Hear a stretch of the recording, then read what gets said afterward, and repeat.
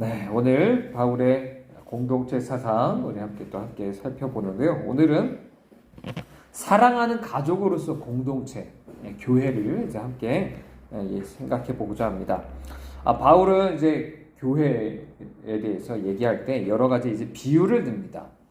예를 들어 건물에다 비유들을 드는 것도 있어요. 그래서 특히 이제 교회를 세우는 이제 사도들의 사역을 이제 얘기할 때 특히나 이런 얘기를 많이 합니다. 자, 그리고 또 가족 구성, 이제 공동체 구성원들이 한 사람 한 사람이 쉽게 말하면 이 건물을 지어가는 데 있어서 하나면 어떻게 보면 벽돌과 같이 서로가 뭔가 함께 지어져 가야 되는, 그래서 그렇게 의존되어 있고 그것이 또 계속 멈추는 게 아니라 계속 성장해야 된다, 이런 것들을 말할 때 이제 건물에도 비유를 합니다. 특히나 이제 성전이란 건물에도 비유를 하죠. 그렇기 때문에 이건 단순히 우리끼리가 아니니까, 그렇죠? 성령을 통해서 오늘 하나님 우리 안에 거하시는 이런 어떤 건물, 좀 거룩한 건물, 이렇게 이제 이야기를 하고 있습니다. 자, 여기서 또 다시 이제 바울이 초반에 쓴 편지랑 나중에 쓴 편지하고 조금 이제 갈리는 부분이 있는데, 뭐냐면 처음에 쓴 편지에서는요, 건물 전체가 이제 교회를 나타내는 것을 주로 얘기합니다. 근데 마지막에 나중에 쓴 편지들은 건물의 모퉁이가 누구라고 얘기하죠? 바로 예수 그리스도. 그죠? 그분에 대해서 이야기하는 것들이 있습니다. 자, 이것만 아니라 농경 생활에서 농사 짓는 데서 유래된 것도 있어요. 뭐라고 얘기하면 교회를 밭에다 비유도 합니다. 그죠? 또 접붙임 받은 거다라고도 얘기하고, 뿌리가 박혔다, 이런 얘기도 나오죠. 또 집안에서 일을 하는 것과 관련해서 떡덩어리로, 그죠? 순전한 떡덩어리, 누룩이 없는 이런 것에 대한 비유도 하기도 하죠. 자, 근데 뭔가 이런 것들은 이제 우리가 함께 교회를 이루는 거는 어떤 사람들 사이에, 그리고 하나님과의 관계 안에 있는 어떤 역동적인 요소를 잘 담아내지 못하니까 이런 것들 함께 쓰이는 경우들이 참 많습니다. 또 한 가지 몸에 대해다 비유를 합니다. 근데 이것도 뭔가 유기적인 통일성이 뭔가 부족해서 가족 관계에 관련된 어떤 용어들이 참 많이 쓰여요. 그 중에 쉽게 말하면 가족으로 비유한다는 거죠, 교회를. 이것들이 정말 중요하다라고 말할 수 있는데, 자, 바울의 가족에 대한 이런 어떤 용어들은요, 모두가 이제 예수 그리스도와의 관계, 그죠? 그리고 그 안에서 우리가 하나님과 관계를 맺는 것, 이런 것들을 이제 기초로 하고 있습니다. 그래서 우리들은 기본적으로 이렇게 생각해야 돼요. 예수 그리스도를 믿는 우리들은 다 어떻다? 우리들은 다 하나님이라는 가족 안에 하나 일원이다 라는 것들을 우리 생각해야 됩니다. 당연히 하나님이 이 가족의 뭐죠? 아버지 되어주시고, 예수 그리스도께서 하나님의 사실은 유일하신 하나뿐인 이제 아들이시지만, 그죠? 그분의 인격과 사역을 믿는 우리들, 그래서 그 안에서 주님과 연합된 사람들은 정말 갈라디아 4장 4절 5절에서 얘기하는 것처럼 우리가 다 하나님의 아들이라는 이제 명분을 우리도 똑같이 얻게 됩니다. 또 결과, 그래서 4장 6절에 보면 성령을 받아서 우리가 또한 아빠, 아버지라고 주님을, 또한 하나님 아버지를 그렇게 부르게 되는 것에 대해서도 이제 우리에게 얘기를 하고 있죠. 사실 이 얘기는 잘 아실 겁니다. 근데 이 얘기는 단순히 하나님과 우리와 관계만이 얘기하는 게 아니라는 거죠. 가족은 하나님과 내가 아버지와 자녀만이 아니라 실제 우리가 또 어떻다? 말 그대로 우리가 한 가족이다, 형제 자매다 라는 것들을 또한 우리는 또한 기억할 수 있어야 됩니다. 자, 그러면 가족이라고 비유들면 이건 진짜 교회 생활하는 데 있어서 실제 이게 영향을 미치게 되어 있어요. 그래서 자, 실제 공동체에 속한 사람들은, 교회에 속한 사람들은 뭐라고 생각해야 될까? 서로를 한 가족이라고 생각해야 돼요. 실제 그렇게 여겨야 됩니다. 우리의 생각이 바뀌어야 돼요. 그래서 에베소서 보면 2장 18절 19절 보면 심지어 뭐라고 얘기하냐면, 그렇게 율법 안에서 서로 부정하다 또 말하고 되게 서로가 정말 그렇게 멀리 있었던 유대인과 이방인조차도 교회 안에서 교제가 이루어지는 것에 대해서 얘기를 합니다. 그죠? 자, 이런 게 교회예요. 그렇기 때문에 이 안에서는 OEKOE라는 어떤 말만이 아니라 가족 생활과 관련된 여러 단어들이 계속 나옵니다. 그래서 뭐 청지기, 종, 일꾼, 이것도 다 집안에 있는 사람들인 거예요. 이런 사람들에 대한 얘기도 하죠. 또 형제라는 말도 사실 바울이 참 많이 좋아하는 말입니다. 그리고 특히 다 이제 바울의 글에는요, 이 그리스도인들이 특히 교회로 모인 경우에는 사실 그들 사이에 존재하는 어떤 이런 관계를 분명히 표현하는 구절들이 있죠. 그래서 고린도전서 8장 11절 13절을 보면 이렇게 얘기합니다. 약한 자를 그리스도께서 위하여 죽으신 형제라고 부르죠. 그리고 나서 개인적으로 내가 직접 누군가의 책임 있는 사람들한테도 내 형제다라고 말합니다. 자, 이와 같이 또한 다른 동료 그리스도인의 동력자에 대해서도 그렇게 표현합니다. 예를 들어 두기고에 대해서 사랑받는 형제다라고 말하죠. 또 소스데네, 아볼로, 구아도, 빌레몬 이런 사람에게도 똑같이 형제다라고 말하고요. 가족관계에 대한 다른 표현들, 예를 들어 오네시모를 뭐라고 또 표현하냐면 아들이라고 부르죠. 그리고 예를 들어 디모데한테도 그렇게 말하고요. 자매, 아비야, 우리 자매 베베라는 말을 씁니다. 이해되죠? 아들, 형제, 자매 이런 것들이 실제 우리 함께 영적인 가족에 있는 사람들을 실제 그렇게 불렀고 또 그렇게 여겼고 했다라는 것들을 우리가 볼 수가 있어요. 자, 이런 용어들을 우리가 계속 이렇게 생각해 보면 뭐가 그 안에 가장 중심에 있냐면 사랑이 그 안에 있는 거예요. 물론 말로만 서로 형제님, 자매님 부르는 게 아니라 실제 그렇게 여기고 그렇게 가족으로서 사랑이 있다라는 것이죠. 그래서 정말 실제 또 예를 들어 바울이 사랑하는 사람들을 또 이제 언급하는 것들이 있죠. 에베네도, 또 스타구, 버시, 두기고, 오네시모, 누가 이런 사람들이 얘기합니다. 그래서 끝까지 복음이 처음부터 끝까지 정말 바울과 함께 했었던 빌립보 교회만이 아니라 심지어 완강하게 반항하고 되게 타락해 보였던 고린도 교회를 향해서도 사랑한다고 표현을 해요. 정말 그런 사랑이 보여지죠. 자, 그래서 데살로니가전서 3장 12절에 보면 조금 바울은 그리스도인들이 이런 동일한 사랑 안에 이제 우리가 부름받았다라는 것을 얘기를 다시 한번 하고 있죠. 그래서 자, 고린도전서 13장 우리 잘 아시는 대로 무슨 장이죠? 사랑장이죠. 이 사랑장을 우리에게 자세하게 설명하면서 우리가 바로 그런 사랑이 우리 교회 안에 있어야 된다라는 것을 계속 얘기를 해주고 있는 것입니다. 자, 물론 여기서 이 사랑이라는 건 하나님의 사랑, 우리 잘 아는 아가페라고 말할 수 있겠죠. 그래서 이게 얼마나 우리 안에 중심이 되는지 그리스도인들에 대해서 뭐라고 표현을 합니까? 사랑으로 역사하는 믿음. 이게 마땅히 그리스도인들이 가져야 되는 바른 어떤 신앙이라고 얘기를 하는 거죠. 그렇게 요약을 해요. 그렇죠? 그냥 믿음은 믿음으로 그냥 끝나는 게 아니라 사랑으로서 실제적으로 역사해야 된다. 그게 진짜 구원받은 믿음이다. 이렇게 얘기를 하는 것이죠. 그리고 나서 또 로마서 13장 8절에서는 지체들이 그렇기 때문에 서로 피차 사랑의 비대에는 아무 빚도 지지 말아야 된다. 이렇게도 결론을 짓고 있는 겁니다. 자, 사랑 자체는 하나님 실제로 우리에게 요구하는 것이 희생입니다. 희생이 말로만이 아니라 희생하는 것. 하나님 주신 것들을 다 희생하면서까지도 그렇게 하는 것이죠. 그리고 그렇게 함으로 말미암아서 우리가 마땅히 서로 수고하는 것입니다. 수고하는 것. 단순히 느낌이 아니에요. 감정이 아닙니다. 내가 누군가를 좋아한다는 이런 게 아니라 실제 구체적으로 섬김을 하는 거예요. 이게 사랑인 것이죠.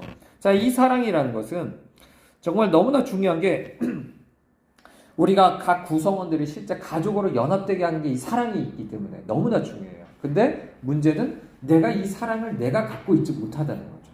그래서 하나님께로부터만 나옵니다. 그리고 성령을 통해서 이것이 부어지죠. 그렇기 때문에 이런 사랑을 하게 되면 저 사람이 내게 똑같이 갚아주고 내게 그런 어떤 반응을 하지 않아도 내가 그것과 상관없이 사람들에게 일방적으로 그것을 줄 수 있는 그런 사랑이 하게 됩니다. 그래서 나와 똑같이 그 사람과 나를 동일시해서 함께 정말 기뻐하고 슬퍼할 수도 있겠고요. 그 사람을 위해서 심지어 애써서 그렇게 기도할 수 있는 것이고 또한 한편으로 대신하겠죠. 정말 그 사람 고통당하는 것, 내가 대신 고통당하기 원하는 마음들, 기꺼이 그것을 대신해서 받으려고 하는 마음들, 이런 것들이 진짜 사랑이다라고 말할 수 있을 겁니다. 생각해보면 정말 이게 기독교에서 너무나 중요해요. 왜냐하면 다른 데서는 이런 것들 찾아보기가 어렵거든요. 구약에서조차도요, 이스라엘을 하나의 가족이라고 부른 적이 없습니다. 바리새인들도 그들의 아들들 뭐 이렇게 이제 불리는 사람들이 있었지만 랍비도 아버지로 묘사되죠. 하지만 대부분 형제와 관련된 언어들은 거의 별로 두드러지지도 않고요. 사랑에 대한 것, 율법에 대한 어떤 헌신 뭐 이런 것만 이제 가리켜 말을 하고 있어요. 자, 물론 이걸 얘기하는 건 제일 먼저 얘기한 건 예수님이죠. 그래서 마가복음 3장 34절 35절에 보면 누구든지 하늘 뜻대로 행하는 자가 바로 내 형제요 자매요 어머니라고 할 수 있죠. 자, 이것을 따라서 기독교 참된 교회는 정말 서로의 가족으로 여기고 진짜 사랑하는 그런 곳이 되어야 된다라고 할 수가 있습니다. 그렇기 때문에 이런 가족적인 어떤 실제 영적인 가족이기 때문에 이런 가족적인 맥락과 이런 분위기 이런 것들을 위해서 실제 또 가정이라는 곳에서 모이고 했었다라는 거죠. 그러면 우리 한 가지 여기서 오해를 좀 바로 잡고 가야 될 것 중에 하나 뭐냐면 교제라는 게 그냥 뭐냐. 교제라는 건 이제 코이노니아라는 말이거든요, 사실. 근데 교제라는 것은 약간 우리가 생각하기에 좀 뜻을 조금 오해할 수 있어요. 사실 코이노니아는 참여라는 말에 가깝습니다. 그래서 내가 뭔가 공통적인 목적이다라든지 활동에 내가 참여한다는 뜻인 거예요. 그래서 내가 예를 들어 예수님께 내가 참여한다. 성령의 역사에 내가 참여한다. 어떤 사람의 믿음, 어떤 은사, 내가 거기에 참여한다. 예수님의 고난에 내가 참여한다. 복음 사역에 참여한다. 누군가의 어떤 고통에 내가 참여한다. 이런 뜻이 있는 거예요. 이런 것, 참여하고 뭔가 그것을 나누고 이런 것들을 얘기하는 것이죠. 그렇기 때문에 사랑은 실제적인 이런 참여 안에 이런 것들이 실제로 일어난다는 것들을 우리가 기억하실 수 있길 바랍니다. 자, 두 번째는 먼저 바울의 공동체 사상 함께 얘기한 것처럼 꼭 기억하십시오. 교회는 영적인 가족으로서 사랑해야 된다라는 거 기억하시고요. 자, 오늘 교회 가정에서 시작하다 오늘은 역사적으로 가정교회에 대한 얘기를 조금 더 함께 생각해 보고자 하는데요. 가정교회는 계속 이제 초대교회만 있었던 것이 아니라 실제 이게 역사적으로 계속 지속되어 왔던 것들을 보고요. 실제 교회사에서 정말 중요한 부흥이라든지 개혁이 일어날 때 항상 중요한 역할을 해왔습니다. 자, 이런 말이 있습니다. 사도시대 교회, 그러니까 초대교회라고 할 수 있겠죠. 그 가운데 일어난 사건들은 뒤이을 교회들을 위한 지속적인 본보기로 선택된 다음에 사도행전에 기록됐다. 그죠? 사도행전에 초대교회의 일들이 적혀 있잖아요. 근데 이 모습에서 멀어질수록 결과는 참혹하다. 근데 반대로 모든 부흥과 회복은 이 사도행전에 기록된 이 성경 원리와 모습으로 돌아가는 노력에서 비롯된다라고 말합니다. 이해되시죠? 그러니까 사도행전에서 말하는 이 초대교회의 모습과 가까우면 가까울수록 우리는 부흥돼요. 거기서 멀어지면 멀어질수록 정말 종교적인 껍데기 안에서 혹여나 성장을 할 수 있을지만 모르지만 그렇지 않다는 것을 우리는 기억을 해야 됩니다. 자, 이 가정교회는요, 나중에 계속적으로 이제 기독교가 공인될 때까지 계속 로마 제국 전역에 이제 퍼져가게 됩니다. 그래서 전 인구의 4%나 된 사람들이 실제 예수님을 믿게 됩니다.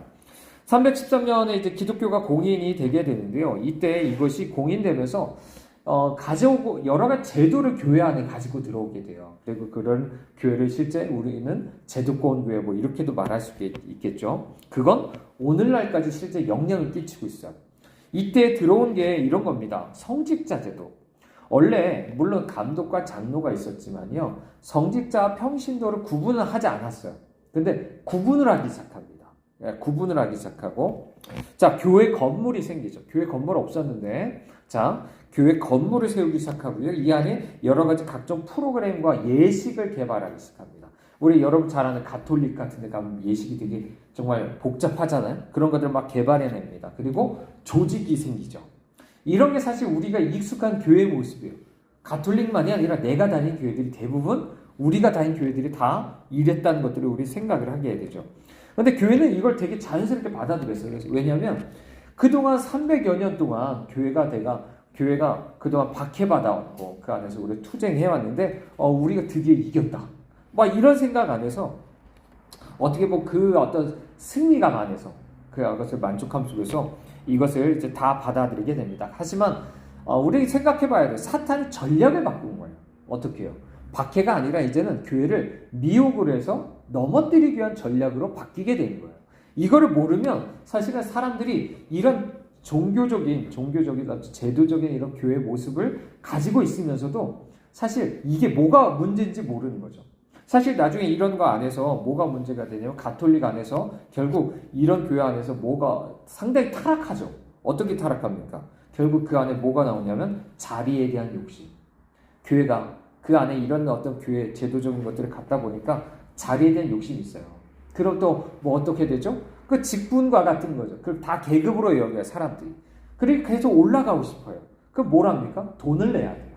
돈을. 그러니까 요즘도 직분하려면 돈 내잖아요. 그죠? 그리고 나서 내가 막상 거기에 올라가 권력을 가지게 되죠. 권력을 가지게 되면 거기서 또 여러 가지 성적으로 그 권력을 가지고 성적으로 타락도 하고요. 경쟁자 같은 사람을 탄압도 합니다. 그런 식으로 권력을 이제 남용해요. 그게 저 가톨릭에서만 일어나는 게 아니라 오늘날 우리가 보고 있는 교회 모습이 다 그런 거예요. 제도적인 교회 안에서 이런 것들을 늘 봐왔죠. 자, 이렇게 하다 보니까 마침내 380년에는 기독교가 아예 국교가 됩니다. 이것만 믿어야 돼요. 그러다 보니까 앞으로 어떤 일이 생기냐면 예전에 가정교회와 같이 그렇게 모이는 사람들 있잖아요. 예를 들어 성직자도 없이 건물에서 뭔가 자기 어떤 예식도 없이 조직도 없이 그냥 가정에서 옛날처럼 그렇게 모이면 다 뭐가 될까요?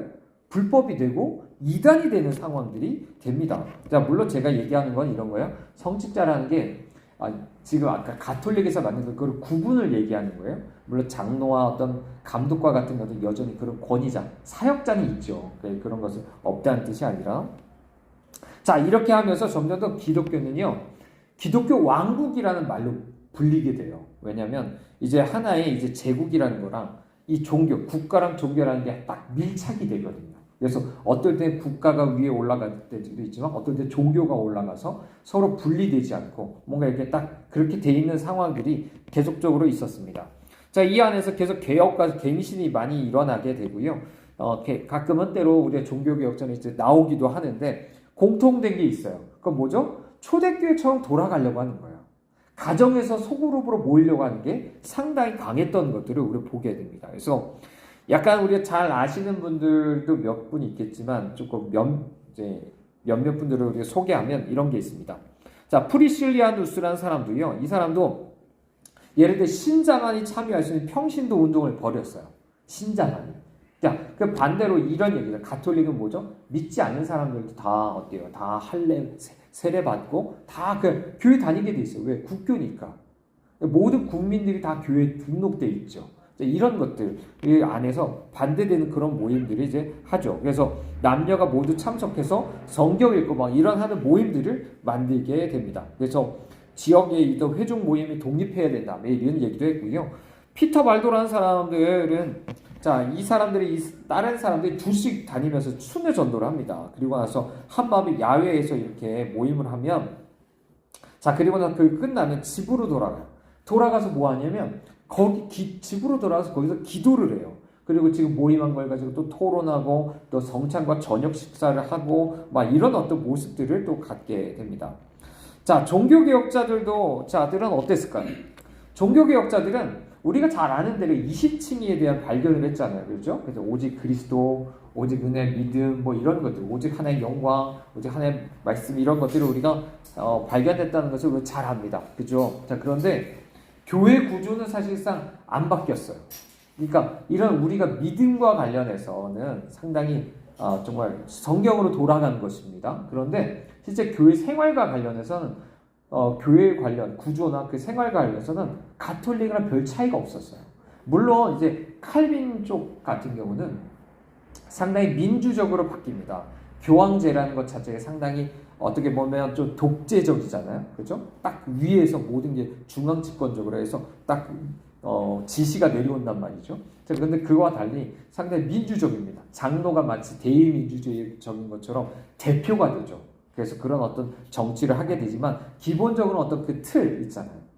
그 틀은 많이 차이가 없었다라는 것들을 보게 되죠. 자, 루터도요. 원래 세 번째 예배식이라는 것을 이제 제안을 했었습니다. 그래서 이 모임이 기도하고 성경 읽고 세례하고 성찬 주고 뭐 상호 책임을 가지고 서로가 그리고 가난한 자들을 위해서 모금하자 막 이렇게 했는데 진짜 그리스도인이라고 우리들만 진짜 그리스도인이다 이렇게 막 주장하면서 막 불화를 일으킬까봐 자 그런 것들이 이제 하지 못하게 하는 것도 있었고요. 자, 시벤크펠트라는 사람도 있었습니다. 이 사람도 이런 교회 신앙과 이런 실행에 대해서 이 사람이 개혁하자는 생각을 많이 했어요. 어떻게? 사도행전으로 돌아가서 이렇게 하자.